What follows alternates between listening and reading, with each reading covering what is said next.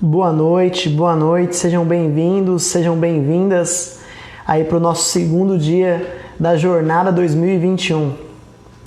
Vamos chegando aí para termos mais uma noite de aprendizado e para potencializarmos a nossa transformação no nosso próximo ano. Então, sejam bem-vindos, vai compartilhando já esse link com mais pessoas, vai curtindo aí também para ajudar com os algoritmos, do Instagram, o Instagram entender que esse conteúdo é relevante, é importante e a gente conseguir levar isso para mais pessoas. Então vai compartilhando aí com o máximo de pessoas que você puder para a gente conseguir alcançar e impactar aí, trazendo conhecimento para o máximo de pessoas possíveis. Boa noite. Vamos chegando aí que ontem nós já vimos um conteúdo muito bacana e foi só uma introdução. Hoje a gente vai mergulhar um pouco mais aí no autoconhecimento e eu vou dizer para vocês qual é a grande vantagem, de ter autoconhecimento e mais do que isso eu vou provar para vocês o porquê que é extremamente importante ter autoconhecimento e qual é o diferencial que tem as pessoas que conseguem desenvolver essa competência. Sejam bem-vindos, vamos chegando aí, pessoal. Vai compartilhando aí para a gente conseguir alcançar mais pessoas, para nós conseguirmos levar conhecimento, transformação, desenvolvimento pessoal para o máximo de pessoas possíveis. Então, vamos começando. Vocês que estavam aí conosco ontem, vão comentando também aí para eu entender o que impactou vocês, qual foi o maior aprendizado, o que realmente ficou marcado em vocês da live de ontem, da primeira aula, para eu também entender como que esse conteúdo está chegando em vocês, esse retorno é importante, para mim, para a minha equipe, para nós entendermos se realmente a gente está conseguindo contribuir aí para o desenvolvimento e para o crescimento de vocês. Alguns recados, para a gente ir iniciando. A live de ontem ela está no Instagram aqui ainda e ela vai ficar disponível até hoje meia-noite. E depois ela vai ficar lá no YouTube, na verdade ela já está no nosso canal do YouTube e vai estar disponível lá até amanhã, tá certo? Então, se você quer rever o nosso conteúdo da aula de ontem ou se você não viu, eu te aconselho a correr lá no nosso YouTube, a se inscrever no nosso canal e depois também fazer lá, assistir a aula de ontem. Comentem aí também se vocês receberam o material certinho, se chegou o material de apoio, a tarefa, se vocês fizeram a tarefa. Mais importante do que simplesmente vocês ouvirem todo o conhecimento que nós estamos transmitindo aqui, vocês praticarem. Se vocês executaram a tarefa de ontem, eu tenho certeza que vocês já tiveram aí alguns retornos bem positivos. E se você não recebeu essa tarefa, eu te convido a se inscrever no nosso link que está na bio nossa aqui no Instagram. Então se inscreve lá que aí você vai receber todo o conteúdo por e-mail, além das informações, das tarefas e dos conteúdos que nós estamos enviando, certo? Pessoal, qual que é o benefício de assistir essa live de hoje? O porquê que você tem que ficar a próxima 1 hora aqui comigo? Porque eu vou entregar para você e vou provar que você precisa ter autoconhecimento.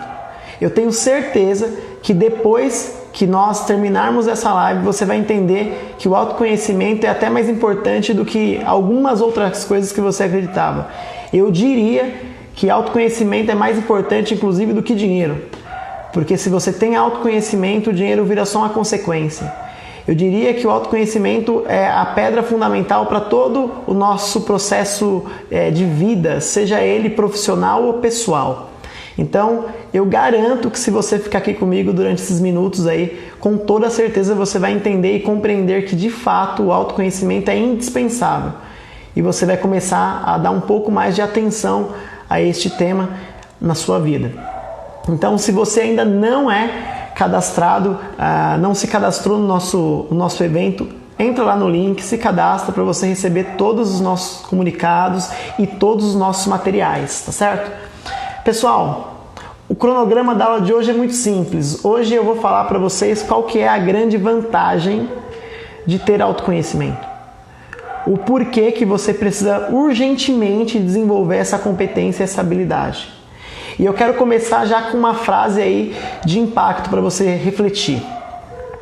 Toda crise é uma oportunidade. Guarda essa frase porque ela vai ser importante, ela é a frase central para essa segunda noite. Toda crise é uma oportunidade. E eu vou provar o porquê que toda crise é uma oportunidade. Pessoal, a crise é o melhor momento para a mudança. Guarda isso. A crise é o melhor momento para a mudança. Por que que a crise é o melhor momento para a mudança, Felipe? Porque existem dois tipos de pessoas. Existem as pessoas que têm atitude, as pessoas que agem, as pessoas que têm ação, e existem as pessoas que simplesmente reagem. Então nós temos no mundo, basicamente, eu poderia separar as pessoas em dois tipos. As pessoas que têm ação, as que têm iniciativa, as que agem naturalmente, e as pessoas que simplesmente reagem. Eu vou dar um exemplo para isso ficar um pouco mais claro, pessoal. A pessoa que tem ação, que tem iniciativa, é aquela pessoa que decide voluntariamente fazer exercício físico. É aquela pessoa que decide por vontade própria que ela quer começar a praticar uma determinada modalidade de esporte, que ela quer fazer caminhada, que ela quer começar a frequentar a academia. É a pessoa que voluntariamente decide fazer isso. Essa pessoa tem atitude, tem ação. Ela tem o que nós chamamos de proatividade. Ela age sem que necessariamente nada aconteça. Só que tem um segundo grupo de pessoas que são as pessoas reativas. Então as pessoas reativas são aquelas que, para fazer algo, precisam de um estímulo externo. Então, por exemplo, imagine uma pessoa que nunca teve nenhum exercício físico, nunca praticou nenhuma modalidade, nunca fez nada. E um dia ela vai ao médico e aí o médico diz para ela que ela precisa começar a praticar exercícios, porque se ela não fizer isso, ela vai estar correndo risco, inclusive, de vida. Risco de vir ao óbito caso ela não comece a praticar um esporte. Obviamente, se essa pessoa tiver um pouco de amor à sua própria vida, ela vai começar a praticar exercícios físicos. Mas perceba que a causa geradora daquela ação não foi a própria pessoa. Ela simplesmente reagiu a algo que aconteceu com ela. Então, pensa da seguinte forma, só tem dois tipos de pessoas no mundo, só tem dois grupos de pessoas no mundo. Aquelas que agem, que têm iniciativa, aquelas que realmente vão, fazem e acontecem. E um grupo de pessoas que na verdade ficam ali na inércia e que só agem quando algo acontece. E por que eu digo que a crise é uma oportunidade?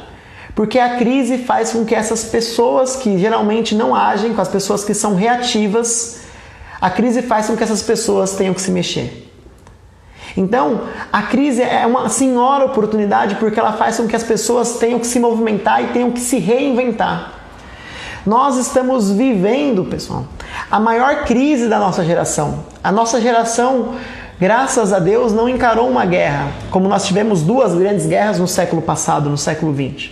Nós estamos vivendo um período extremamente conturbado. Com toda certeza, da nossa geração, este é o evento mais catastrófico, mais conturbado, mais difícil. Dificilmente alguém vai conseguir me dizer um evento que tenha sido pior do que essa quarentena, do que essa pandemia.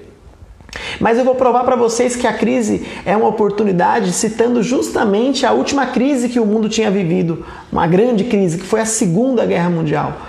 Vocês sabem que dos anos de 1939 a 1945 nós tivemos a Segunda Guerra Mundial, um evento extremamente triste. Tivemos milhões de mortos, vivenciamos alguns horrores que são tristes demais, como por exemplo o Holocausto, a perseguição a alguns tipos de pessoas, a alguns grupos minoritários. Quando a gente olha para a Segunda Guerra, a gente lembra das duas bombas nucleares que praticamente devastaram o Japão. Só que, em meio a todo aquele caos, em meio a toda aquela crise, houve uma produção de inúmeras coisas positivas. E eu vou falar para vocês algumas coisas que foram criadas por causa da Segunda Guerra e que foram criadas, inclusive, na Segunda Guerra e que talvez você não saiba. Por exemplo, os computadores, essa ferramenta maravilhosa que possibilita hoje, inclusive, que eu e vocês sejamos juntos aqui, cada um nas suas casas. O computador é fruto da Segunda Guerra Mundial. Os alemães que viviam o regime nazista, liderado por Hitler, tinham uma máquina chamada Enigma, que era uma máquina que codificava mensagens, criptografava as mensagens para que as mensagens não fossem decifradas, né, pelos inimigos. E por causa disso, os aliados, né, os britânicos e os norte-americanos, eles desenvolveram os protótipos de computadores durante a Segunda Guerra. No final da guerra, em 1946, nasce o ENIAC, né, que é o primeiro computador que se tem notícia da história. Então perceba que o computador, que é hoje uma das principais ferramentas, se não a principal ferramenta que o homem utiliza, nasce em meio à maior crise que existiu no século passado. Eu não sei se você sabe, mas o helicóptero, né, que é um meio de locomoção aéreo, também nasce na Segunda Guerra. É criação do exército nazista, que utilizava basicamente o helicóptero para observação dos campos e para transporte de soldados que estavam feridos. Então perceba o tanto de criação que surgiu em meio a um cenário catastrófico. Um outro elemento que surgiu durante a Segunda Guerra foi a caneta esferográfica. Essa caneta que nós usamos hoje, ela surge na Segunda Guerra, porque até então se usava a caneta tinteiro. E por causa dos bombardeios aéreos, por causa do calor da guerra, não dava mais para usar essas canetas tinteiras porque elas ficavam caindo o tempo todo ali. Precisava-se de uma caneta que fosse mais resistente, que não estragasse o ambiente ao redor. Então nasce a caneta esferográfica ali durante a Segunda Guerra. Então percebam que a crise que foi a Segunda Guerra Mundial trouxe inúmeras invenções e inúmeras contribuições para a sociedade que nós temos hoje. É por isso que toda crise, na verdade, é uma oportunidade. Existe uma história na Bíblia de um jovem chamado José. José é um homem que vai como escravo para o Egito, mas ele tinha um dom, ele interpretava sonhos. E um dia o faraó, que era o rei egípcio, tem um sonho muito estranho. Ele sonha que umas vacas magras devoravam vacas gordas. E depois ele tem uma segunda parte desse mesmo sonho em que espigas, né, feixes de trigo secos devoravam os feixes de trigo que eram mais robustos. E aí o rei fica extremamente confuso e conturbado e aí ele procura alguém que interprete esse sonho. E aí José se apresenta, né, para Faraó e ele interpreta aquele sonho dizendo que, olha, Faraó, existirão ali 7 anos de bastante abundância, né? Existirão ali um período de muita abundância, mas depois vai existir um período de muita escassez. E você precisa guardar durante a abundância para que no dia da escassez você tenha recursos. E assim Faraó ouve a voz daquele jovem, do jovem hebreu, e ele começa a guardar os recursos durante o tempo da abundância. Mas quando chega o tempo da escassez, a crise, a fome naquela terra, ele começa a vender os seus mantimentos para os povos vizinhos. Então, em meio à maior crise da Era Antiga, a nação egípcia cresce, porque ela encontra na crise uma oportunidade. O que eu quero conversar com você hoje é que você pode passar o restante desse ano e o restante desse período pandêmico olhando para a pandemia como uma crise. Ou você pode começar a olhar para essa situação e enxergar como uma oportunidade de mudança. Talvez você não seja pertencente ao grupo que tem atitude, talvez você seja uma pessoa que anda na inércia. E a crise veio justamente para que você mudasse esse paradigma, para que você pudesse transformar esse atual cenário. Então, a crise é um cenário perfeito para a mudança, porque a crise é uma oportunidade. E a minha pergunta para você aí, eu gostaria que você comentasse aqui a crise para você foi boa ou foi ruim? Se foi boa, comenta aí que foi boa. Se foi ruim, também comenta aí que foi ruim, não tem problema. Eu só quero entender como que a crise tem sido para vocês, como que essa situação pandêmica tem sido para vocês. E quando a gente pensa nisso, na crise, eu vejo e quero compartilhar com vocês um texto também das Escrituras que eu acho extremamente interessante. E eu quero ler com vocês aqui para ser extremamente fiel ao texto. Um texto que está lá em Mateus, no capítulo 7, no versículo 24, que diz assim: portanto, quem ouve estas minhas palavras e as pratica é como um homem prudente que construiu a sua casa sobre a rocha. Caiu a chuva, transbordaram os rios, sopraram os ventos e deram contra aquela casa. E ela não caiu, porque tinha seus alicerces na rocha. Mas quem ouve estas minhas palavras e não as pratica é como um insensato, que construiu a sua casa sobre a areia. Caiu a chuva, transbordaram os rios, sopraram os ventos e deram contra aquela casa. E ela caiu, e grande foi a sua queda. Esse texto é interessante, são palavras de Jesus. Jesus, talvez o homem mais sábio que já existiu. E ainda que você não creia na pessoa de Jesus como uma figura divina, inegavelmente ele é uma figura histórica. A gente vai vendo aqui pessoas que viram a crise como boa e pessoas também que viram a crise como algo ruim. Então percebam que realmente é uma interpretação ou uma visão nossa sobre a crise. A crise foi a mesma para todo mundo. Por que será que algumas pessoas estão vendo a crise como boa e outras pessoas estão vendo a crise como ruim, né? É isso que eu quero conversar com vocês. Nesse texto que Jesus nos entrega, ele diz o seguinte, que existiam dois homens. E os dois homens tiveram a mesma atitude. Qual foi a atitude? Eles construíram casas. E os dois fizeram boas construções de casa. A diferença é que um construiu sobre a rocha, enquanto o outro construiu sobre a areia. E aí Jesus diz que acontece uma coisa também, e acontece para os dois. Jesus diz que vem uma chuva, que vem uma grande tempestade, que vem um vendaval, e o vendaval cai só sobre um homem ou cai sobre os dois? O vendaval cai sobre os dois, tanto o que construiu a casa sobre a rocha, quanto o que construiu a casa sobre a areia.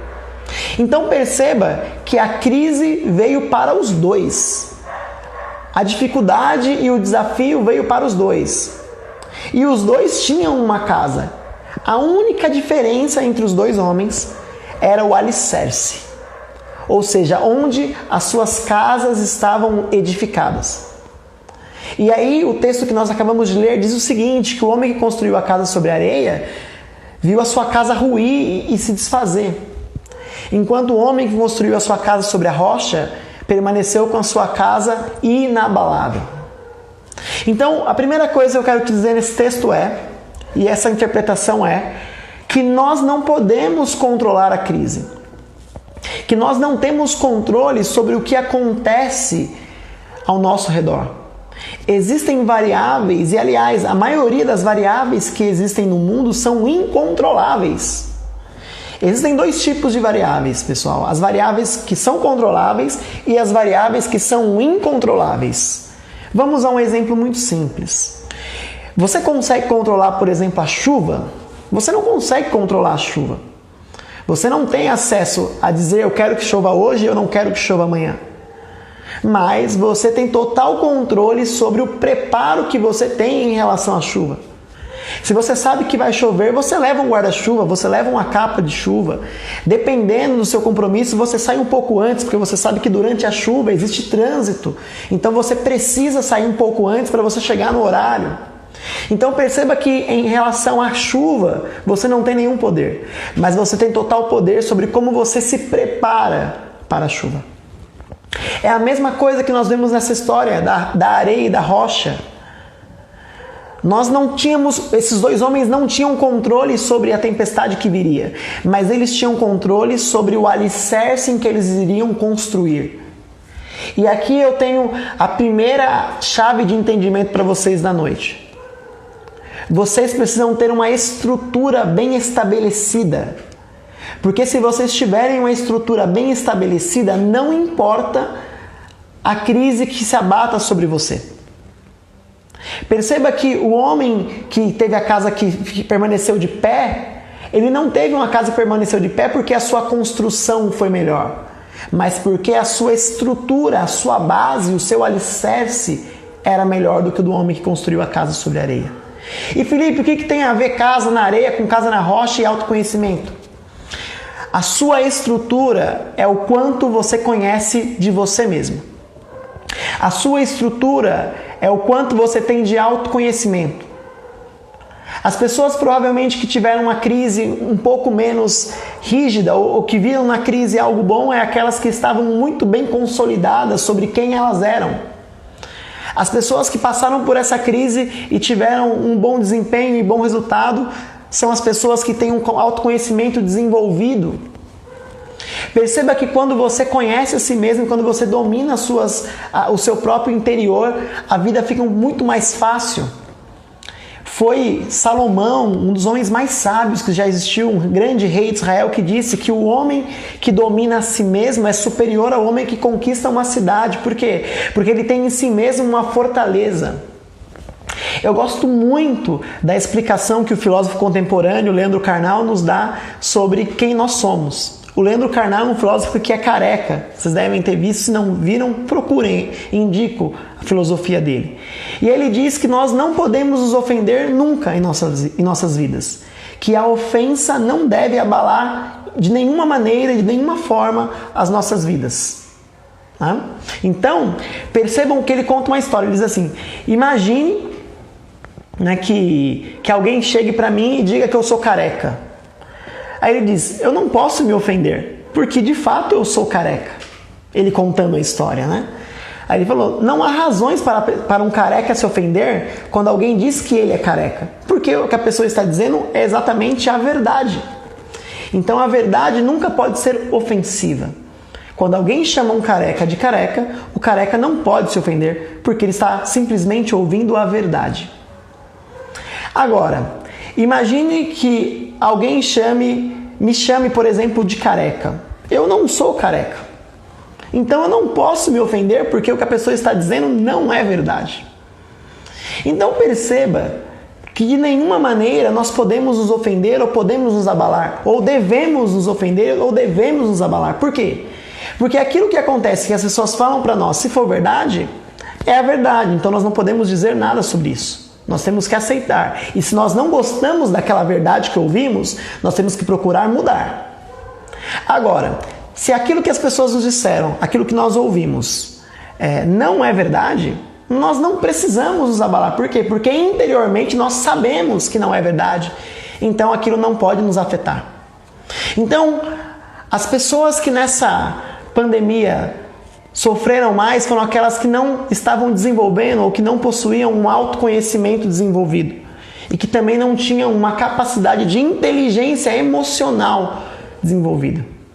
E a minha pergunta para você é hoje, você é aquele que constrói sobre a areia ou você é aquele que constrói sobre a rocha? Você é aquele que tem uma consolidação muito firme, você sabe o que você está fazendo, você sabe quem você é, você sabe onde você quer chegar, você tem um plano, um objetivo, uma meta traçada e você sabe quais passos você tem que dar para chegar até lá? Ou você é uma pessoa que está correndo risco constantemente de que as crises do mundo e que aquilo que acontece no entorno abale você? Nós nunca teremos poder sobre as tempestades, nós nunca teremos poder sobre a crise. Mas eu quero te instigar nessa noite a começar a olhar para os seus alicerces. Eu quero te provocar nessa noite a começar a pensar sobre como está a sua estrutura. Quero te provocar a começar a analisar o quanto que você de fato sabe sobre você. Porque isso é o que determina o como você vive. Pessoas que têm noção plena de si e capacidade vivem de forma muito mais tranquila e mais plena. E pessoas que têm alicerces frágeis, como o homem que construiu a casa na areia, têm muito mais dificuldade, tanto para o seu processo de compreensão de vida, quanto para o seu processo relacional. Eu quero ainda avançar em mais um exemplo com vocês. Durante esse período de crise que nós estamos vivenciando, nós observamos muitas empresas que quebraram e muitas empresas que ficaram ainda mais ricas. Se nós, por exemplo, olharmos para a principal empresa do mundo, a Amazon, que é uma empresa que atua em diversos segmentos de serviços, ela se tornou ainda mais rica. E o seu dono, o seu presidente, o Jeff Bezos, ficou ainda mais rico durante a pandemia. E da mesma forma nós vimos inúmeras empresas que quebraram durante a pandemia. E eu li, na verdade eu ouvi isso de um amigo, uma história muito interessante sobre um indivíduo e a forma como ele lidou com a crise. Um determinado homem tinha um barzinho que ele usava como seu ganha-pão, era o seu trabalho, né? Era o lugar onde ele ganhava os seus recursos financeiros. Era basicamente como um pub. E aí quando chegou a pandemia, ali no início de março, como tudo que aconteceu aqui no país, ele teve que fechar as portas. Então ele parou de ter as entradas financeiras.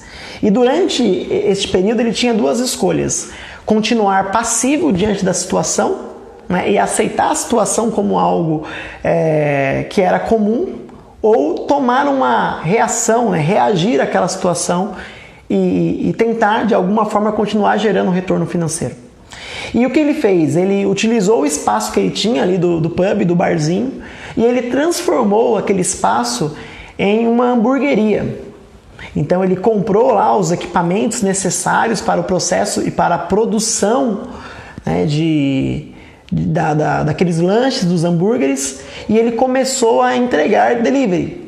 Muito provavelmente você deve ter consumido alguma coisa delivery durante esse período, porque nós ficamos impossibilitados nos primeiros meses, inclusive de sair de casa, né? O medo e a fobia social terminaram nos enclausulando durante um certo período. E a coisa mais curiosa dessa história é que após alguns meses ali vendendo hambúrguer, ele percebeu que a sua receita e que o seu lucro, ou seja, o dinheiro que entrava e a diferença entre o dinheiro que entrava e os custos, que é o lucro, era maior do que ele ganhava quando ele tinha lá o pub, quando ele tinha o barzinho. Ou seja, ele percebeu que vender hambúrguer, delivery, dava mais dinheiro do que manter um barzinho funcionando. Aqui nós temos de novo um exemplo muito bacana de uma pessoa que está diante de uma situação difícil, que encontra uma crise, que encontra uma barreira, mas que ela tem um conhecimento sobre as suas próprias capacidades e ela consegue se reinventar, ela consegue caminhar e ter um novo destino.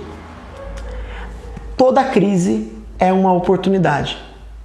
Você pode continuar olhando para a crise e reclamando do que está acontecendo. Ou você pode começar a olhar para tudo que está acontecendo e ver uma oportunidade. É a velha história do copo meio cheio e do copo meio vazio. Quando você enche um copo, tem duas formas de ver o copo. Quando o copo está ali pela metade. Você pode reclamar por o copo não estar cheio, ou você pode ser grato por ter alguma quantidade de líquido naquele copo. A questão é qual é a ótica que você utiliza. Avançando mais um pouco nessa ideia de autoconhecimento, eu quero contar basicamente duas histórias que me ocorreram, né, durante a minha jornada. Quando comecei a minha carreira, né, profissional, eu obviamente fazia bastante entrevistas de trabalho, de emprego. E eu me lembro de duas, e eu quero compartilhar essa história porque eu acredito que ela vai fazer muito sentido para você entender como é importante você estar bem estruturado, né, durante o processo. Eu me lembro que eu fui fazer uma entrevista numa empresa em São Paulo, na região da Barra Funda, e eu confesso que conhecia muito pouco sobre a empresa. Eu me preparei de forma muito simples, né? Eu sabia o nome da empresa, sabia o endereço, me preparei, vesti a roupa que eu acreditava ser adequada, coloquei um currículo embaixo do braço e caminhei para aquela entrevista. E me lembro que eu cheguei a um prédio muito bonito ali na região da Zona Oeste de São Paulo, e quando eu cheguei naquele prédio eu entrei e aí fui à recepção. E aí eu perguntei em qual andar ficava a determinada empresa. E aí a moça olhou para mim com um certo ar de desdém e ela respondeu: a empresa não fica em nenhum andar, a empresa é dona de todo o prédio. E aí naquele primeiro momento eu já fiquei assustado, porque eu falei: nossa, a empresa realmente então é maior do que eu imaginava, né? E aí eu perguntei onde estavam, né, os candidatos onde eu poderia esperar. E ela apontou assim para o grupo que estava ao lado e só tinha pessoas muito bem trajadas, né? Os rapazes de terno e gravata, as moças muito bem vestidas, e eu estava vestido de jeans, sapatênis e uma camisa social. E aí quando eu caminhei para aquele lugar, eu já fui me sentindo diminuído pelos candidatos que estavam ali. E eu me lembro que nós subimos para o processo seletivo e foi muito engraçado porque todo mundo estava vestido muito formal e eu estava vestido de certa forma de esporte social, né, um pouco mais tranquilo. E quando nós subimos, nós fomos participar do processo, a entrevistadora acho que já olhou para mim assim e deve ter pensado, esse rapaz não faz a mínima ideia, não sabe onde ele está, e eu senti no olhar dela um olhar de desaprovação. E a minha percepção ali foi que eu já comecei a pensar, eu falei, o que eu estou fazendo aqui? Quem sou eu? Eu não vou conseguir vencer essas pessoas, eu não estou nem vestido a caráter. E eu não sei se vocês já passaram por alguma situação em que vocês comparecem a algum recinto ou algum evento e vocês não estão preparados para aquele determinado evento. Não sei se já ocorreu para vocês. Se já ocorreu, podem comentar aqui também para vocês compartilharem comigo e com os demais que estão nos ouvindo. E a primeira coisa que aconteceu quando começou a entrevista, a mulher começou a perguntar algumas coisas sobre as pessoas e aí eu fui fazendo mentalmente ali, eu fui ouvindo, né, o que ela estava perguntando para os outros candidatos e eu falei, quando ela chegar em mim ela vai perguntar a mesma coisa, então provavelmente eu vou poder falar sobre isso. E o fato foi que eu fui ouvindo os outros candidatos e eu fui ficando ainda mais assustado. Não estou aumentando a história é exatamente essa. Um candidato que estava ao meu lado, ela perguntou, você domina algum idioma? E aí o rapaz, sim, eu sou fluente no inglês, sou fluente no espanhol, porque eu tenho meu avô paterno é inglês e a minha avó materna é espanhola, então eu aprendi o inglês e o espanhol na minha formação básica familiar. E aí eu já falei, rapaz, eu falo o português com alguma dificuldade aqui, e o rapaz ali fala 2 idiomas. E aí perguntou para uma outra moça onde ela estudava, e aí ela falou o nome da faculdade que ela fazia. Eu falei, nossa, né, era a principal faculdade da área que eu estudei, né, eu sou administrador, e ela estudou na melhor universidade de administração do país. E eu falei, nossa, olha o nível da concorrência que está aqui. E a cada candidato que ela ia entrevistando, né, era uma entrevista coletiva, eu ia me diminuindo. E eu ia me sentindo cada vez menor naquela sala. E aí eu ficava pensando o que eu vou dizer quando essa entrevistadora me questionar sobre quem eu sou e sobre o porquê que ela deveria me contratar. E o fato foi que naquele dia ela chegou para mim e perguntou quem eu era, e eu não tive respostas porque eu estava tão afetado com o que eu havia ouvido dos outros que eu nem consegui de fato expressar quem eu era. Eu digo que essa foi a entrevista mais medíocre do Felipe em toda a vida. Quando eu não conseguia nem falar, não sei se eu tiver essa experiência, até o tom da minha voz diminuiu, eu fui diminuindo, as pessoas iam falando as coisas, eu ia diminuindo, porque eu ia vendo que as pessoas, elas eram, ao meu ver, superior a mim, na capacidade técnica, na formação, enfim. E eu me lembro que eu saí de lá, daquele lugar, e eu saí derrotado. Não sei se vocês já tiveram essa experiência. Eu saí me sentindo uma pessoa muito pequena, uma pessoa sem capacidade. E o tempo passou, eu comecei a trabalhar e aquela experiência ficou comigo e me acompanhou durante muito tempo. E alguns anos depois, algo em torno de 2 anos e meio depois, eu tive uma nova oportunidade de entrevista.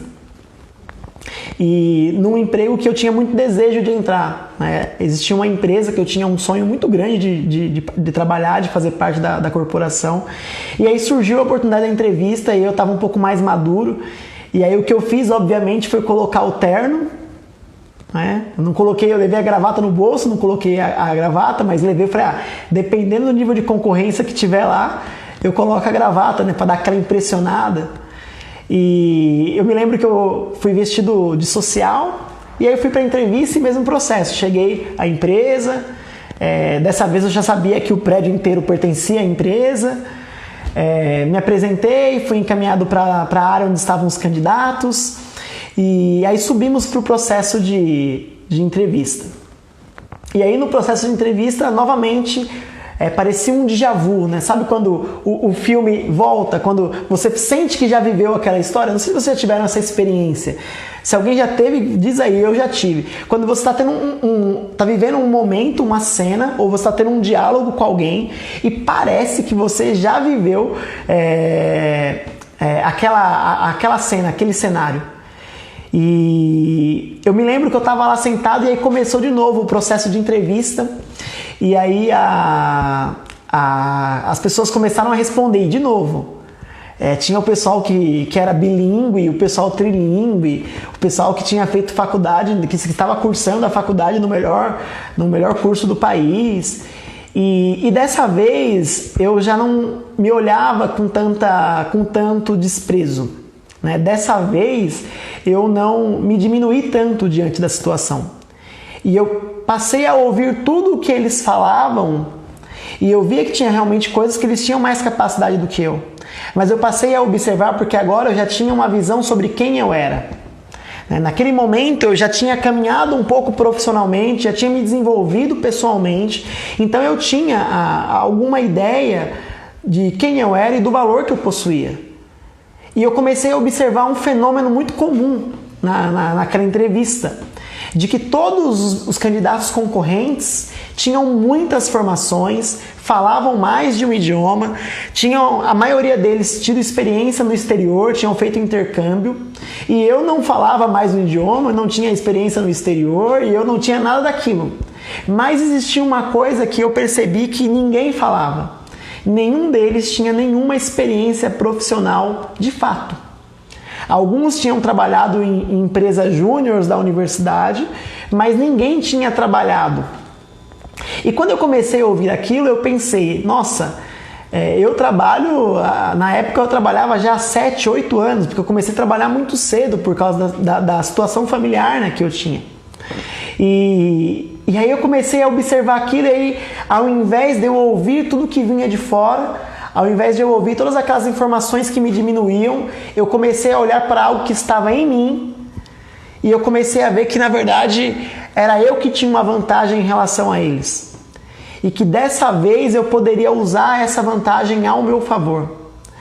E propositalmente, ou não sei, quis o destino, eu era o último a ser entrevistado naquela manhã.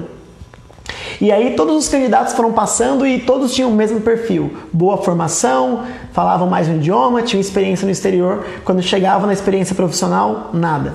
E aí quando chegou na minha vez de me apresentar, eu já estava empoderado. Foi uma metamorfose do Felipe de 2 anos e meio antes, que estava diminuído, que não conseguia nem mesmo se expressar com uma voz e com uma dicção digna, para o Felipe que agora estava se apresentando ali. E aí quando a entrevistadora me perguntou e falou, fala um pouco sobre você, eu apresentei o meu nome e comecei a dar a lista de experiências profissionais que eu já tinha tido até aquele presente momento. E mais do que isso, eu comecei a observar o semblante dos colegas, né, dos candidatos ao lado. E agora existia uma inversão de papéis. O semblante que eu havia tido 2 anos e meio antes, vendo e pensando que os candidatos que estavam se apresentando eram superiores a mim, agora esse mesmo olhar que eu tinha tido 2 anos antes, eu via nos candidatos que estavam concorrendo comigo. E aí eu comecei a apresentar, eu trabalhei nisso, eu fiz aquilo, eu já desenvolvi esse projeto, eu já pensei esse outro projeto aqui, eu já trabalhei naquela área, já fiz outra coisa. E aí a entrevistadora, num certo momento, até parou e brincou, nossa, rapaz, Felipe, você tem quantos anos mesmo? E aí deu risada, porque tinha muitas experiências profissionais. E no final daquela entrevista, eu saí com uma sensação de que eu havia sido aprovado. E dias depois, a minha sensação se provou verdadeira, porque eu recebi a ligação e realmente eu havia sido aprovado. O que eu quero deixar para vocês de lição com essa história pessoal, com esse depoimento, com esse testemunho? Existem 2 formas de você lidar com a vida. Você pode olhar para o que está ao redor e deixar que as circunstâncias determinem quem você é. Você pode olhar para os cenários que na maioria das vezes são cenários desfavoráveis. Dificilmente a gente vai ter um cenário e circunstâncias na vida que são favoráveis. Se eu olhar para a minha história inteira, eu tive pouquíssimos cenários que estavam ao meu favor. Então, se você se baseia na sua experiência de vida com aquilo que acontece no seu entorno, muito provavelmente você está sempre suscetível a quedas. Se você constrói a sua vida baseado no que acontece fora, você é como o homem que constrói a casa sobre a areia. E aí a qualquer chuva e a qualquer vendaval, você está suscetível a ver a sua casa desmoronar. Agora sim, você é uma pessoa que se orienta por aquilo que está dentro. Se você tem ciência das suas debilidades, das suas deficiências, como nós vimos ontem, quando nós analisamos lá o nosso eu, na matriz do eu, nós não encontramos só virtudes.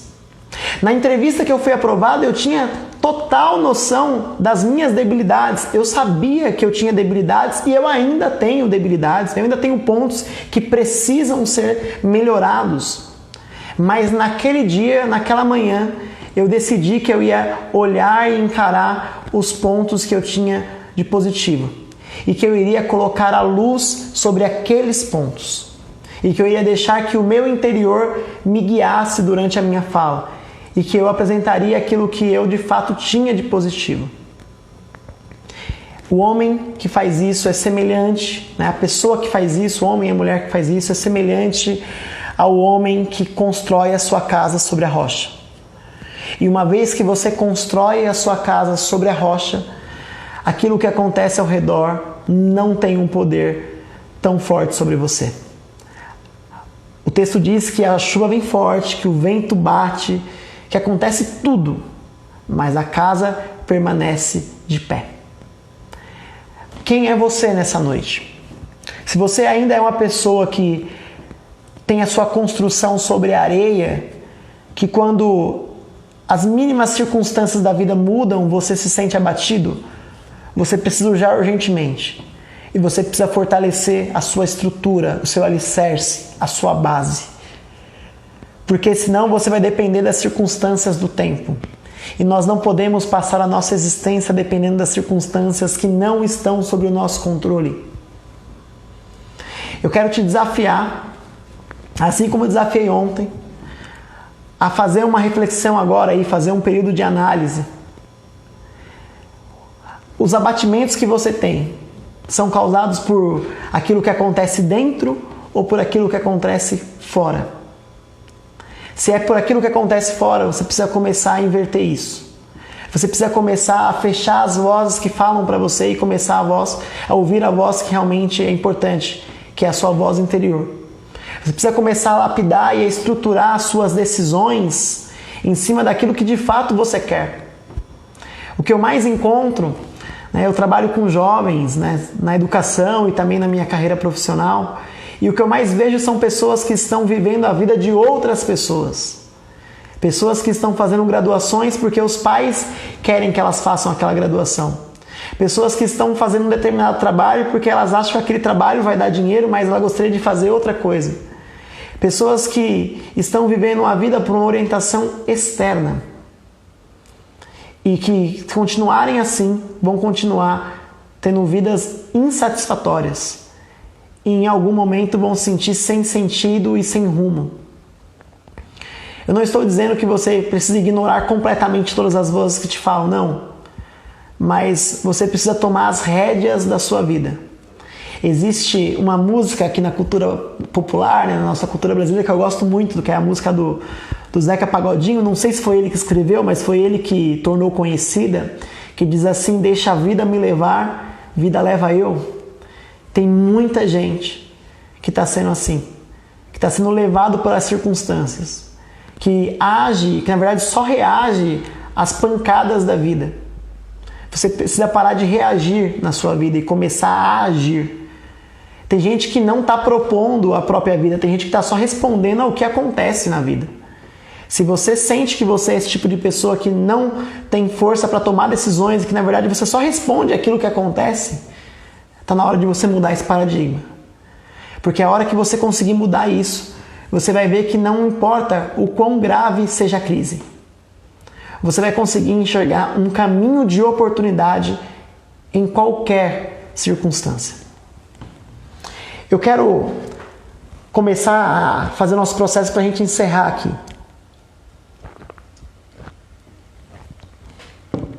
Mas eu gostaria de instigar você, após essa live, né, você vai ter que fazer uma tarefa aí novamente, como você fez ontem.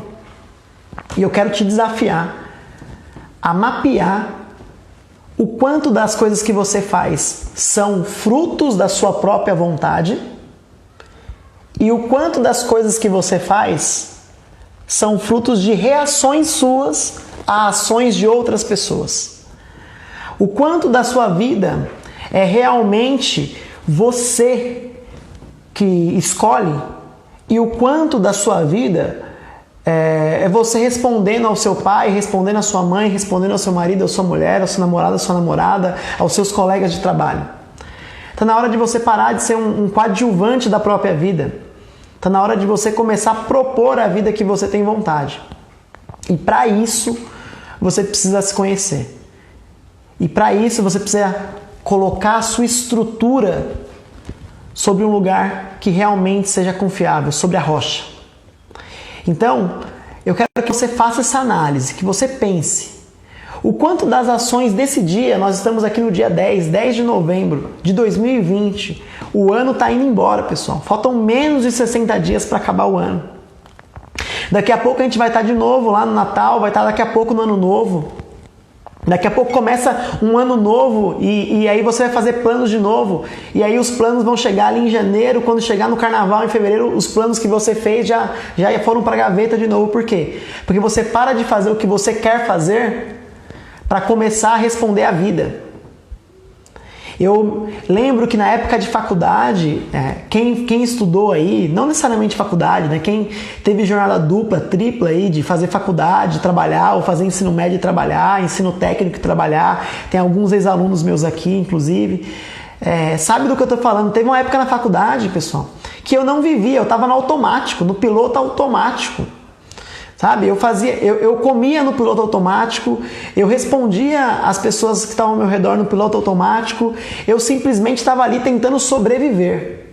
E foram ali 2, 3 anos durante o período de faculdade que eu sobrevivia.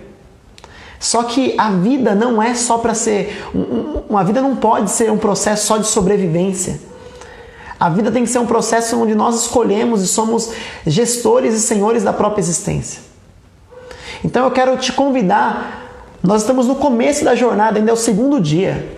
Eu quero te convidar a se empenhar ainda mais. Se você já está empenhado, e eu sei que tem gente que está aqui desde ontem, tem gente que está chegando hoje, eu quero te convidar a realmente se comprometer e a se comprometer com você mesmo. Eu quero que você faça um compromisso comigo, com a jornada 2021, mas que você faça um compromisso com você mesmo. Para você começar o próximo ano, o que vai mudar não é o ano, pessoal. Uma coisa que eu aprendi, eu escrevi um texto sobre isso alguns anos atrás, é que a maior ilusão que já foi criada é que do dia 31 para o dia 1º as coisas mudam. As coisas não mudam, pessoal. As coisas não mudam. Só foi inventado essa forma de gerir o tempo para quê? Para nos trazer um pouco mais de conforto. Porque quando o ano termina, a gente tem a sensação de que nós zeramos e que nós podemos começar de novo. É a sensação de que você resetou e que você tem a possibilidade de construir algo novo. Só que você começa e constrói ali nos 3, 4, 5 dias do novo ano. É quando provavelmente você vai lá e faz aquela dieta. É quando você acorda cedo e vai correr. É quando você começa a ler um livro. É quando você faz algumas aulas de inglês para aprender um novo idioma. E aí depois que passa o encanto inicial, você volta a ser uma pessoa que está só respondendo à vida, ao invés de propor vida. Então você precisa mudar esse paradigma. E nas próximas aulas eu vou começar a destrinchar isso como que você para simplesmente de viver no piloto automático. Como que você para de só responder ao que a vida está te questionando. Como que você para de ser uma pessoa que só responde e começa a fazer perguntas.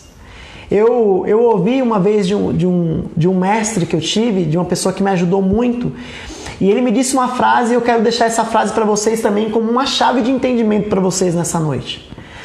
Você sabe muito sobre uma pessoa não é pelas respostas que ela dá, mas pelas perguntas que ela faz. Quando eu ouvi essa frase a primeira vez, eu falei, não faz sentido. Eu acho que eu sei mais sobre uma pessoa, sobre o tipo de resposta que ela dá. E aí esse mestre disse, não, Felipe, responder é muito fácil. Quando a pessoa responde, ela já tem um objeto para responder, ela já tem um determinado norte para basear a sua resposta. Mas quando... É igual pergunta alternativa, pessoal. Eu quando dava aula, eu dizia para os meus alunos, vocês podem deixar em branco as perguntas dissertativas, mas é inadmissível deixar em branco as perguntas alternativas. Por quê? Porque já tem as opções lá. Então, necessariamente, você tem que responder. E esse mestre disse, não, Felipe, você sabe muito sobre uma pessoa a partir das perguntas que essa pessoa faz. E se você não é uma pessoa que está fazendo perguntas na vida, é sinal de que você é uma das pessoas que está respondendo perguntas. Ou seja, você está sendo um elemento passivo na sua própria existência. Se você não está construindo os seus sonhos, se você não está construindo os seus projetos, os seus objetivos, tenha certeza que você é parte da construção dos objetivos de outra pessoa. E a vida é muito pouco, gente, para você só ser parte da construção da vida de outra pessoa. Então, a minha fala nessa noite é um chamado a você para a emancipação. É um chamado para você se tornar maduro e senhor da sua existência. A partir de hoje eu quero que você comece a fazer perguntas.